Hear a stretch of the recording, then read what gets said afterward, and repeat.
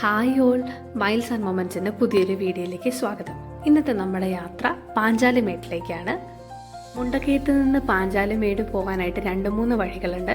ഇന്ന് നമ്മൾ പോകുന്നത് മുണ്ടക്കയം 35 മൈൽ വഴി തെക്കേമല റൂട്ടിലൂടെയാണ്. ആ റൂട്ടിലുള്ള കാഴ്ചകളും ഞാൻ ഇതിൽ ഉൾപ്പെടുത്തിയിട്ടുണ്ട്.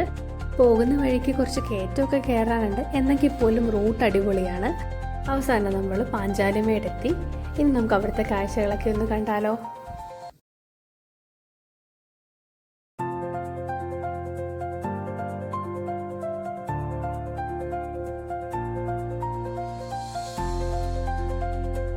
ദ്വാപരയുഗത്തോളം പഴക്കമുള്ള ഐതിഹ്യങ്ങൾ ഇറങ്ങുന്ന പ്രദേശമാണ് പാഞ്ചാലിമേട്. അജ്ഞാതവാസത്തിന് തൊട്ടു മുമ്പുള്ള കാലത്ത് പഞ്ചപാണ്ഡവന്മാർ പാഞ്ചാലിക്കൊപ്പം ഇവിടെ താമസിച്ചിരുന്നതായി കരുതപ്പെടുന്നു. പഞ്ചപാണ്ഡവന്മാരുടെ വനവാസകാലത്ത് പാഞ്ചാലിയുടെ നീരാട്ടിനായി ഭീമസേനൻ കുഴിച്ചു എന്ന് കരുതപ്പെടുന്ന പാഞ്ചാലിക്കുളം, പാണ്ഡവന്മാർ താമസിച്ചതെന്ന് വിശ്വസിപ്പിക്കുന്ന ഗുഹ എന്നിവ സഞ്ചാരികളിൽ കൗതുകമുണർത്തുന്നു. എതിരെയുള്ള മലമുകളിൽ നിന്ന് തന്നെ ആക്രമിക്കാനെത്തിയ ഒരു ആനയെ പാഞ്ചാലി ശപിച്ച് ശിലയാക്കി മാറ്റിയെന്നും പറയപ്പെടുന്നു. ആനക്കൽ എന്നറിയപ്പെടുന്ന ശിലയാണ് മറ്റൊരാകർഷണം. ശബരിമല പൊന്നമ്പലമേട്ടിൽ മകരജ്യോതി തെളിക്കുന്നത് ഇവിടെ നിന്ന് വ്യക്തമായി കാണാനാവുന്നതല്ല. ഒരുപാട് വിശ്വാസികൾ ആ സമയങ്ങളിൽ ഇവിടെ എത്തിച്ചേരാറുണ്ട്.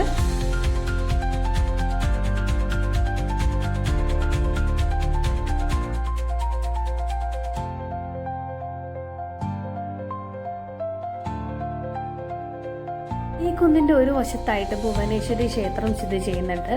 ഇവിടെ തന്നെ ഒരു ശിവലിംഗ പ്രതിഷ്ഠയുമുണ്ട്.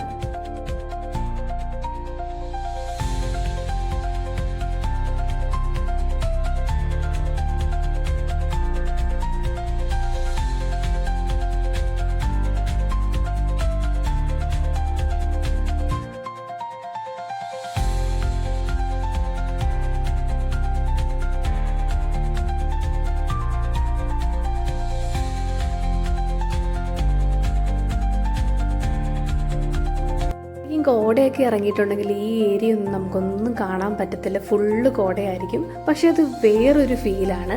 അത് നമ്മൾ അനുഭവിച്ച് തന്നെ അറിയണം.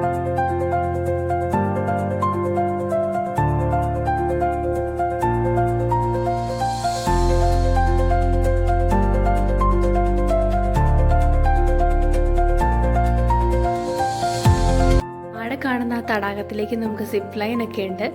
ഈ ഒരു വ്യൂ നമുക്ക് കാണാൻ പറ്റുന്നത് ആ മലയുടെ കുറച്ചുകൂടെ മുകളിലേക്ക് കയറി നിൽക്കുമ്പോഴാണ്.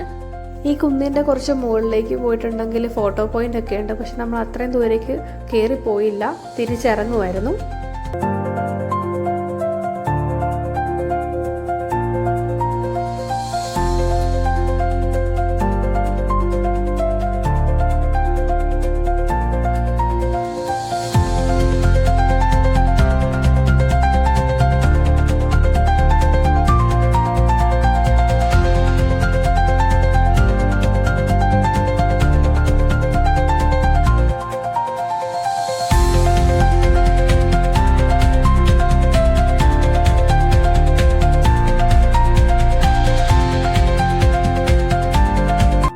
ഇന്നത്തെ വീഡിയോ ഇത്രയേ ഉള്ളൂ. ഈ വീഡിയോ നിങ്ങൾക്ക് ഇഷ്ടമായി എന്ന് വിചാരിക്കുന്നു.